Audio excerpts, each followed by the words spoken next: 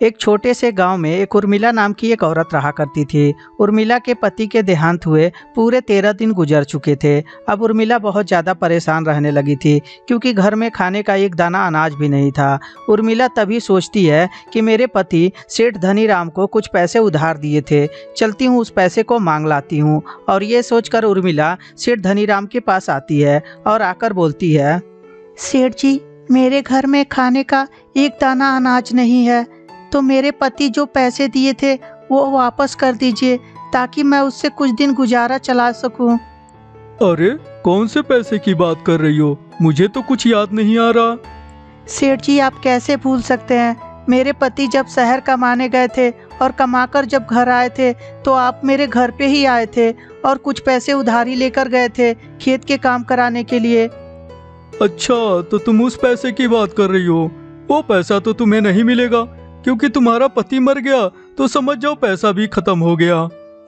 सेठ जी, कैसी बात कर रहे हैं? अगर जो आप मुझे पैसे नहीं देंगे तो घर में एक दाना अनाज का भी नहीं है। मैं क्या खाऊंगी और कैसे जीऊंगी? प्लीज सेठ जी, ऐसा मत कीजिए, मेरा ही पैसा लौटा दीजिए। अरे मैं तुमने कब से कह रहा हूँ, समझ में नहीं आ रहा है? नहीं मिल सकता पैसा तो नहीं मिल सकता, अब जाओ यहाँ से। और इस तरह उर्मिला सेठ के सामने गिड़गिड़ाने लगती है। तभी सेठ बोलता है, चलो तुम इतना गिड़गिड़ा रही हो तो मैं तुम्हारे पैसा दे सकता हूँ, लेकिन एक कंडीशन है।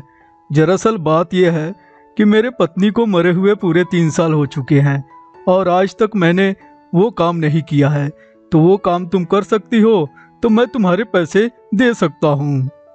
इस बात को जब उर्मिला सुनती है तो उसे बहुत तेज गुस्सा आता है और बोलती है, सेठ जी, ये कैसी बात कर रहे हैं आप? आपको समझ में नहीं आ रहा है? और मैं अपनी पैसे मांग रही हूँ और मेरे सामने आप कंडीशन रख रहे हैं। वाह रे, इतना गुस्सा? गुस्सा तो मुझे होना चाहिए कि तुम्हारे जैसे कंगाल आदमी मेरे घर में खड़ा होकर मेरे घर को गंदा कर रहा है। निकलो यहाँ से, कोई पैसे उसे नहीं मिलेंगे।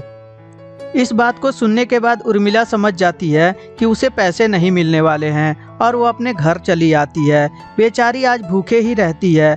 अगले दिन सोचती है उर्मिला कि क्यों ना मैं पुलिस चौकी में चलूं और पुलिस इंस्पेक्टर को बात बताऊं, शायद पुलिस इंस्पेक्टर मेरी मदद जरूर करेगा। और ये सोचकर उर्मिला पुलिस चौकी में जाती है और जाकर पुलिस इंस्पेक्टर से बोलती है, साहब, मेरे पति को मरे हुए पूरे 14 दिन हो चुके हैं और मेरे पति ने सेठ धनीराम को 5,000 रुपये दिए थे और जब मैं पैसे मांगने गई तो मुझसे गंदी गंदी बातें कर रहे थे और पैसे भी देने से मना कर दिए। पुलिस इंस्पेक्टर जब इस बात को सुनता है तो सेठ धनीराम को बुलाता है और बोलता है, क्यों धनीराम, ये क्या कह रही हैं कि तुमने इसके पति से पैसे लिए और लौटाने के बजाय तुम इससे गंदी गंदी बातें कर रहे हो? नहीं मालिक, ये औरत झूठ बोल रही है। मैंने ऐसा कुछ नहीं बोला इससे, बल्कि इसका पति ने तो मुझे कभी पैसे दिए ही नहीं। और इसका पति मुझे पैसे क्यों देगा? मेरे पास क्या पैसे की कमी है?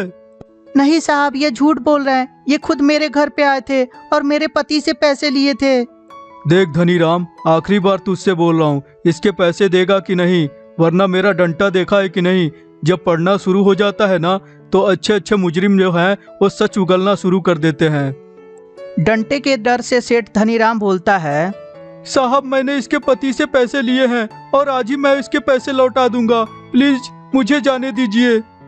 पुलिस वाले ने सेठ धनीराम से पैसे उर्मिला को दिला देता है। उर्मिला भी बेचारी अपने घर चली आती है। तो दोस्तों, कैसी लगी ये स्टोरी हमें कमेंट करके जरूर बताएं।